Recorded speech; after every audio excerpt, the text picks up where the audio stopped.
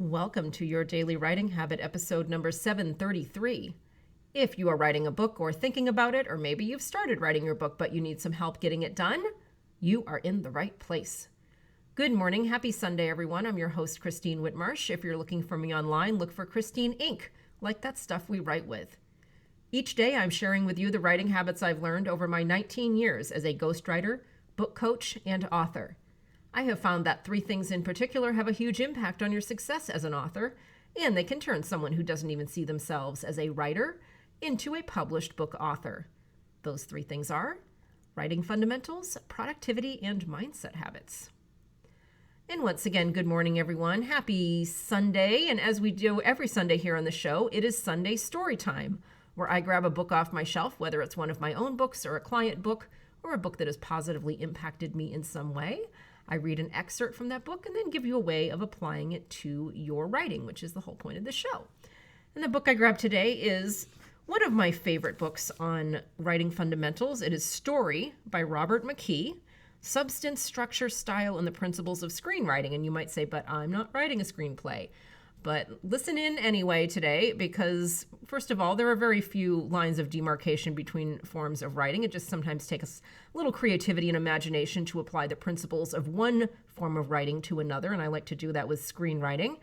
And the other thing I've noticed is, screenwriting, I've talked about this on the show, they have a lot less real estate to deal with, so to speak. They're only writing, 15 to 20,000 word screenplays versus novels that are 85,000 plus words. So I find that the writing fundamentals that screenwriters use have to be very, very tight and very shored up. So I like to try to apply those to book writing whenever possible. So I'm going to read an excerpt from Story by Robert McKee. This is from his chapter called Exposition. It takes little talent and less effort to fill a soundtrack with explanation. Show, don't tell is a call for artistry and discipline, a warning to us not to give in to laziness, but to set creative limitations that demand the fullest use of imagination and sweat. Dramatizing every turn into a natural, seamless flow of scenes is hard work. But when we allow ourselves the comfort of quote-unquote on-the-nose narration, we gut our creativity, eliminate the audience's curiosity, and destroy narrative drive. More importantly, show, don't tell means respect the intelligence and sensitivity of your audience. Invite them to bring their best selves to the ritual, to watch, think, feel, and draw their own conclusions. Do not put them on your knee as if they were children and explain life, for the misuse and overuse of narration is not only slack, it's patronizing. And if the trend toward it continues, cinema will degrade into adulterated novels and our art will shrivel. To study the skillful design of exposition, I suggest a close analysis of JFK. Obtain Oliver Stone's screenplay and or the video and break the film down scene by scene, listing all the facts, indisputable or alleged, it contains. Then, note how Stone splintered this Mount Everest of information into its vital pieces, dramatized each bit, pacing the progression of revelations.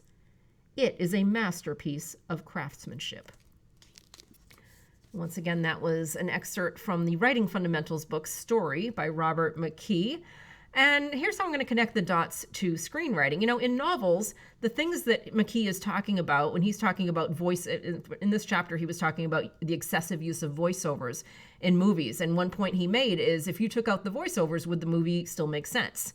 And that's a great point. So in novels, sometimes as authors, it's easy for us to lean on really cool things like flashbacks and dream sequences and hallucinations and long drawn out inner thoughts by characters. These clever ways where we think we're showing, not telling, but it's telling. We're just trying to do it in a clever way. So if you applied his question of if you took those things out, especially if you find that you're relying on those tools quite a bit, almost like crutches, like flashbacks and dream sequences and internal monologues and all these things. If you took those things out, would your story still make sense? Would your book still have the same flow? Would your characters still come to life? Would your book still be your book if you took out those clever little tools? I think that's a great question that applies to both screenplays and novels. So I hope you get some interesting insights from that little exercise. And I love doing what he says, by the way, looking at movies and just seeing how they, tell the stories, especially, again, using that small amount of word real estate.